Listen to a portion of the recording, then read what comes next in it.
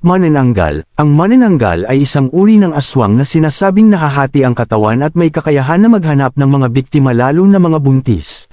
Tiktek. Ang tiktek ay isang uri ng aswang na nagkukunwaring ibon, kadalasang may tunog na tiktik, na lumilipad sa gabi. Sinasabing ito ay naghahanap ng mga tao na maaaring maging biktima nito. Sigbin. Ang sigbin ay isang uri ng aswang na itinuturing na may kaugnayan sa mga kambing. Sinasabing ito ay may matinding kapangyarihan at naglalakad ng paurong. Valbal. Ang valbal ay isang uri ng aswang na kinakain ng mga labi, puso, at iba pang bahagi ng kanilang mga biktima, nagkukunwaring matandang babae na nagpapakita sa mga liblib na lugar. Kabet. Ang kabet ay pambansang aswang ng mga may asawa. Sila ay nagpapanggap minsan na tropa, para hindi mahalata ng mga misis o mister. Sila ay kapag may oras o wala ka sa bahay, doon na atake.